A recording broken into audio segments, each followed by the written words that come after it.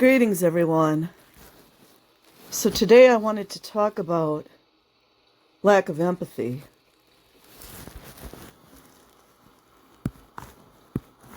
Trying to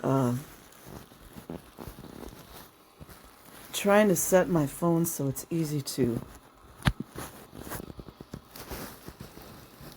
Well, it's not going to work, I guess.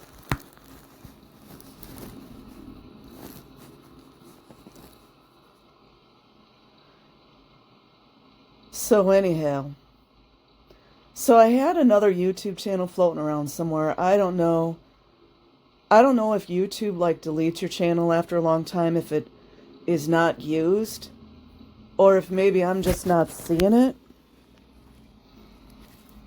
But for now, I'm going to put my narcissism videos on this channel. And the name of this channel is I Remember Everything, which I actually really love that one. But I may still change it, and the reason I called one of my accounts I Remember Everything is from that song. I remember everything. I think that is... I always forget this band's name. Anyways, I'll look it up later. I always go and forget that name. I love this band. I like a lot of their music anyways. And that song is... I believe that song was about a young boy who had endured a lot of abuse mostly from his father, and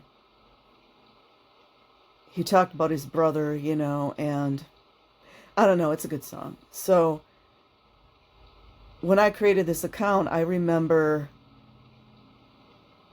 just feeling betrayal and hurt and anger at how some people behaved. And this is before I really understood what narcissism meant. But so for now, the channel's going to be I Remember Everything. I may change it. I don't want to fall into the great big slough of the narcissism abyss on YouTube, so I don't know. I would love to be able to transfer my narcissism videos from my Eyes to See channel to this, but I have no idea how to do that. I really have no idea how to do that. Right now I don't. So I was thinking about this the other day. So when it comes to narcissism, or, just easily said, you can say abusive behaviors, a lot of times we don't see it until you're completely out of it. I've talked about that over and over. I'm not the only one that talks about it. But also what hit me today was sometimes things don't feel right with someone, but we never think to look at the omissions. And what I mean by omission is how do I explain this?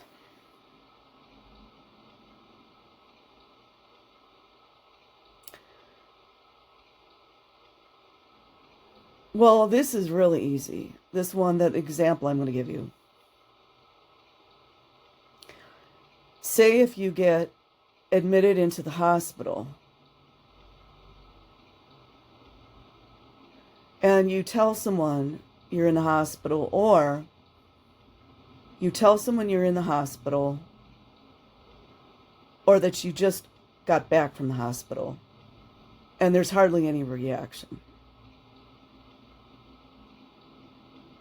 That's an omission of empathy. That's an omission of care. That one you're going to see easier, but sometimes you don't recognize it until later on. I'm going to give you an easy example of One that just happened to me recently. And honestly, you guys, I'm a little bit crazy in the sense, not lack of mental abilities, but I'm crazy in the sense that I like to mess with people when I know what they're doing. I don't know, it's probably not healthy or good to do that, but at my age where I'm at, I'm just so fed up with these reptiles. And I mean like human reptiles. I don't mean lizards, because lizards are kind of cool, but they have no compassion, no empathy, no care.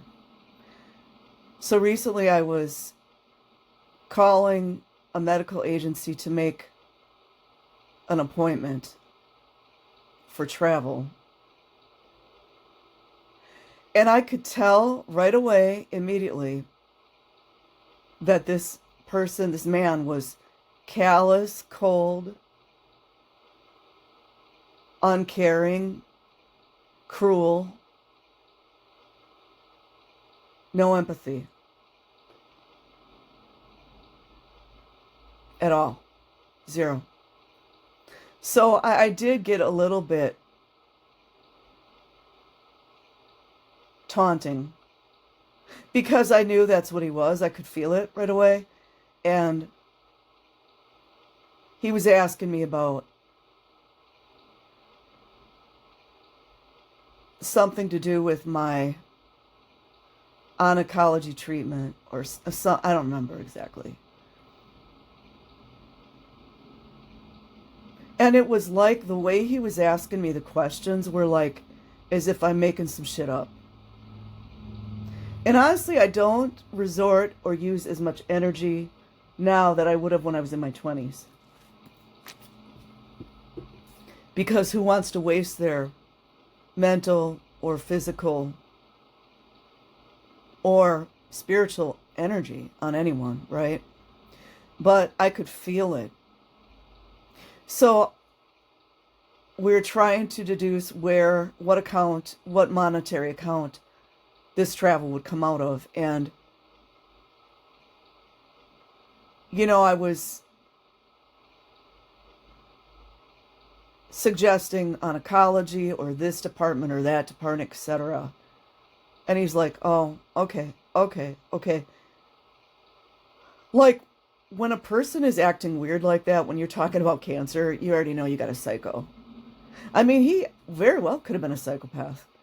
Because he had no... If you guys have ever dealt with folks like that, they have, like... The tone of their voice is like... This is called affect. Everyone has affect in their voice. That's how, like, animals will respond when you're like, come here, kitty. Like you have, like, a kind, sweet voice, as opposed to, like, stop it! Or you're telling someone about you need a ride to XYZ for your cancer treatment, and they're like, what date is that? Where did that come from? Real weird. Like it's a flat. I'm sure, I don't know that much about it. I'm sure psychotherapists and psychologists and psychiatrists probably talk more about it. In fact, I highly recommend watching this show on Netflix. It's called Mindhunters. A friend of mine recommended this one. It's really good. And this is back to the whole lack of empathy. So the show is about two FBI agents who created a department in the FBI that was basically, they put them in the basement because it was like a beginning, like, start of this department in which they could study serial killers. Basically psychopaths. Which I found fascinating because it... whew. And each psychopath is different. They all have very similar ways of being or traits or characteristics, but They're the worst of the worst. Someone had told me once that psychopaths were 4% of the population. I'm not sure. But if you ever want to watch that series, you can see what lack of empathy is. Let me get some water here. So the funny part about it is that when you think about lack of empathy or lack of care or lack of, how do I say this? Well, it's all like in the same group. So I guess we'll just stick to lack of empathy for now, and then I'll go more into things that are parallel to this. But so if you're thinking about lack of empathy, a lot of times right away you're going to think, oh, I'm going to see that a person or a child doesn't have any empathy. Like to me, one of my first signals would be a child that is very mean to animals, regardless of how they got there, because children usually don't turn out like that for no reason. But I've heard, and I'm not sure about this, but I've heard that some children are just, they're born that way. I believe that. But a lot of times, especially when you would talk about a psychopath, or if we're going to talk about a malignant narcissist, or especially covert narcissist, which I think not long ago I was dealing with a covert narc. Covert narcissists are so freaking good at putting on a show. They are so good at it, you guys. They tell you everything you want to hear. They mask empathy. And when I say mask empathy, they know how to pretend that they have it. They're very good at it. But again, omissions are hard to notice or see, especially when you're in the relationship or having day-to-day interactions with these people, whether it's a psychopath. I hope you don't come across a psychopath. And I was listening to a video the other day on the Dark Triad. It would be so fascinating to listen to a psychiatrist or psychologist compare psychopath to the Dark Triad, because I do think there's a lot of similarities. And I wonder if they're all related or how it all works. But how are you going to see a red flag in someone if it's an omission? Like, even, you guys ever heard of lies by omission? It's just hard to peg these kinds of things. I personally feel like I was interacting with a person that had lack of empathy. I would say lack of care. If you have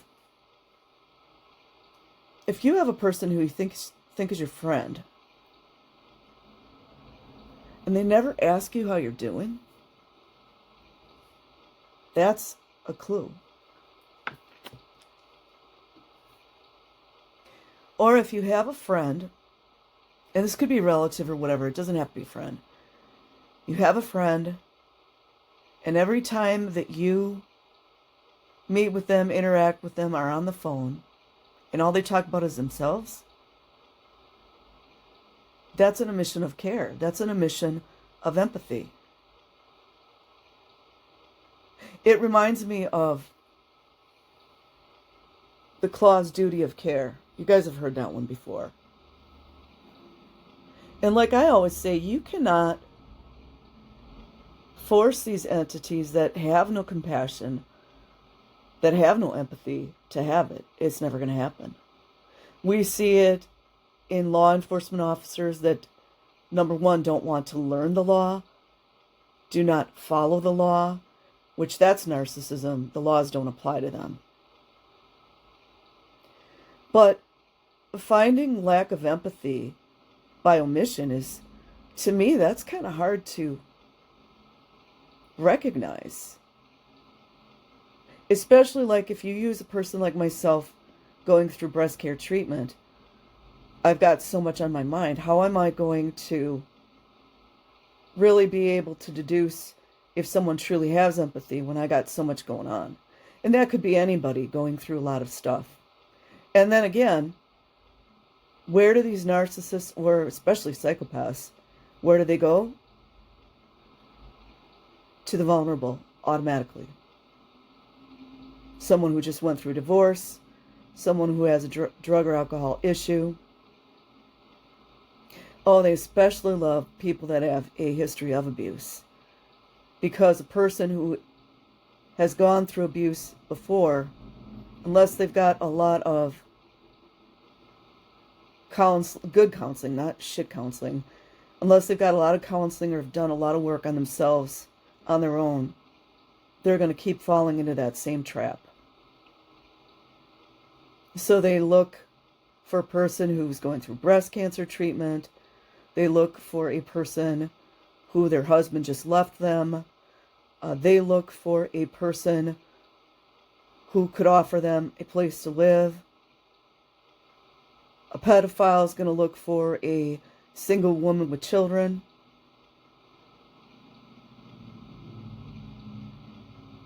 Con artist is going to look for someone too open-minded and loving to ever think that they could be conned. Some of the most intelligent people on the planet have been conned because con artists are so good at what they do. So, as I look back on a certain interaction with someone, I realize it was all a lie.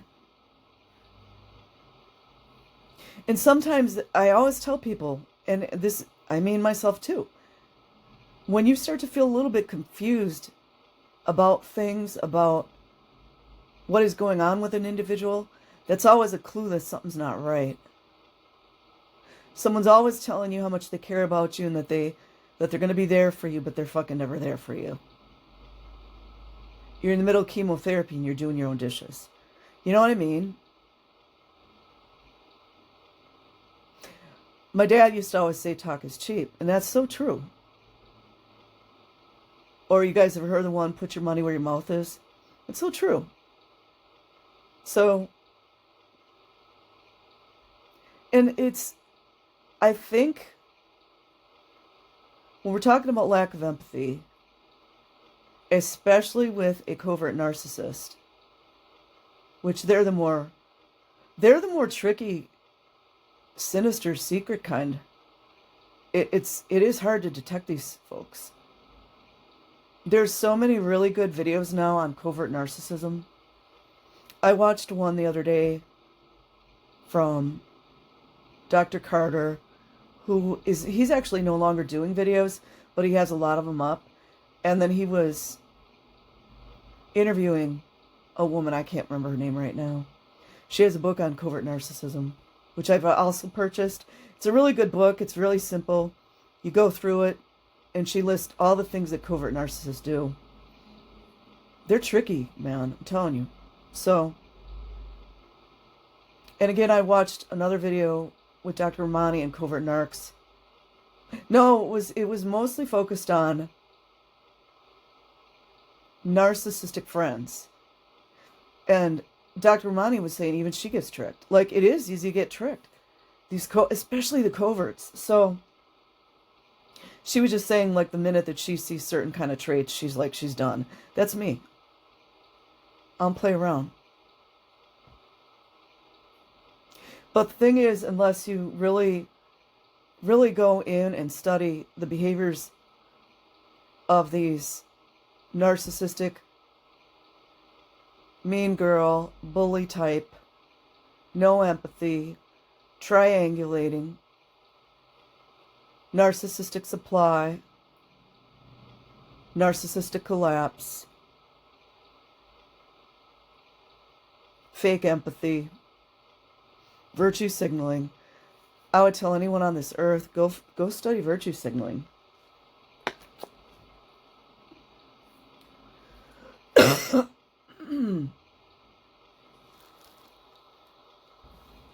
hope you guys can get... Sorry, I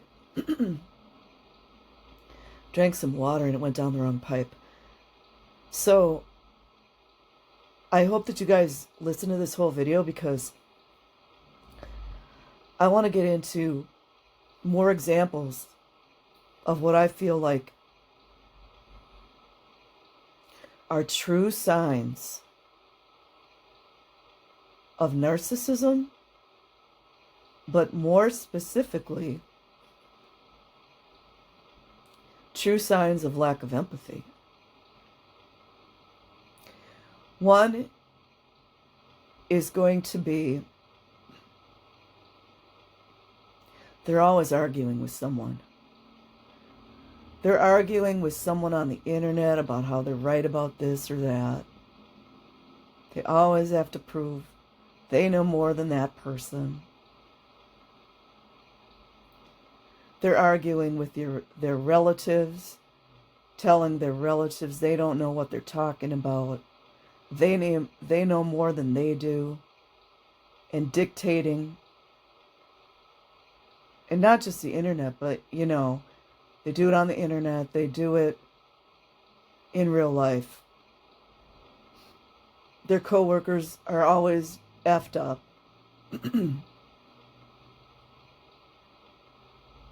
And again, me personally, I didn't see these things till later on, but I was arguing with people because they know best. And you'll always notice their life never aligns up with them knowing best. You know what I mean?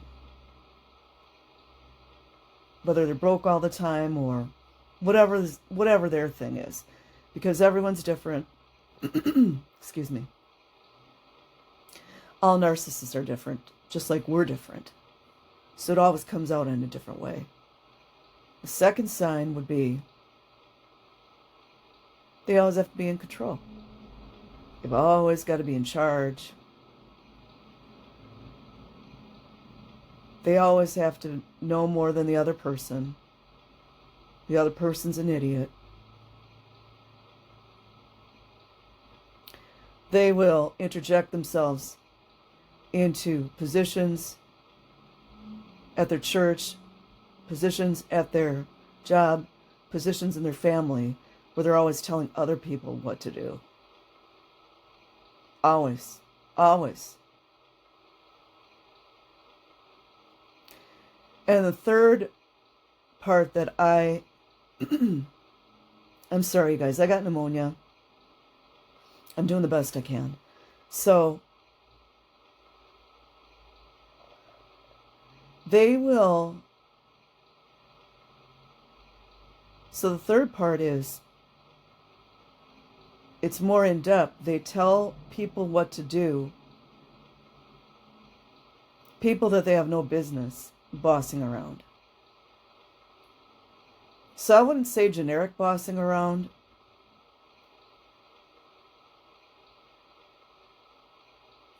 No matter what you say about something, they go, and Ollie Matthews talked a lot about it, about the countering. There's a lot on the internet about countering. But it's like, you say the sky is blue, they say the sky is red. You say the truck is green, they say the truck is blue. I always have to argue about everything. Everything. They know more.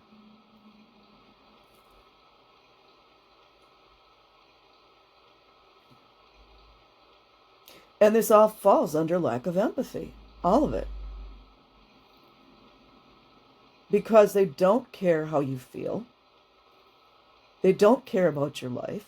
They don't care about you. They want to dominate you. That's what it's about.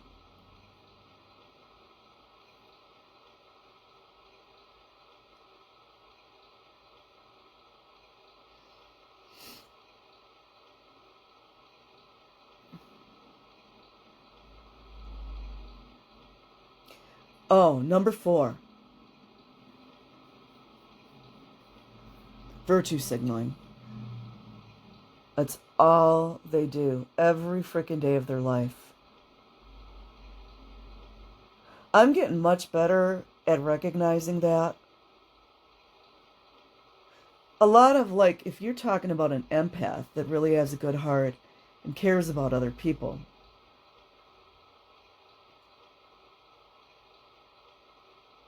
we might mention, oh, I'm so proud that I helped this client do XYZ. We got her into rehab. Or even if you're not a social worker, you're a nurse, or you're just an everyday grandma and you helped this injured cat. You took the cat to the vet, you helped him get better, and you got them adopted out. You're proud of it. So you talk about it.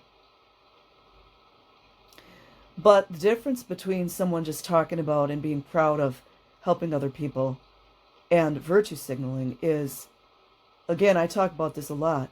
You have to understand what a person's motivation is.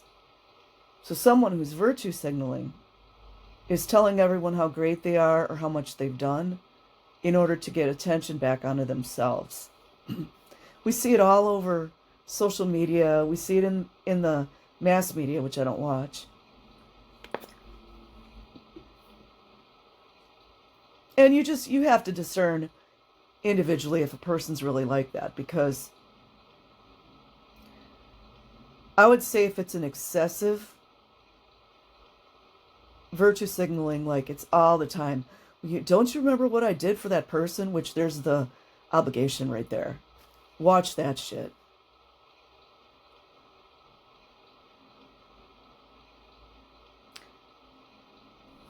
I honestly think, how long is this video already? Trying to see. I honestly think this video could be an hour long. I'm going to talk more about this, but since I'm just posting on this channel right now, I'm going to keep them not too long. But the one other one that I want to bring up, which would be number 5,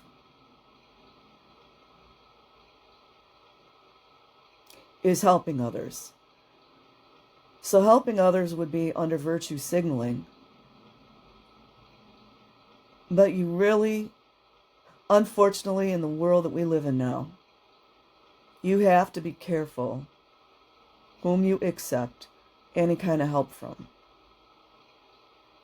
It doesn't mean you can't accept help. But there are monsters out here that will offer to help you to foster dependency. I've seen it. It always goes back to motivation. And watch what happens when you start. How do I explain this? Let's say you allowed this guy to help you once or twice. And then you found other avenues in which to get help or to do what you need to do. Whether it's breast cancer treatment, whether it's getting to the store, whatever it is. Whatever your thing is. Watch how they'll distance themselves. It's because they can't foster dependency, you see? And you have to be able to discern between, I'll use myself. Say I have an amazing, wonderful husband. He loves me so much. He cares about me with all his heart. And he does want to help me. And he almost babies me. He wants me to get better from my breast cancer. He loves me for who I am. And he dotes on me, treats me like a queen. That's not fostering dependency. That's love. And that could go for a parent. That could go for a sister, a cousin, a niece, a nephew.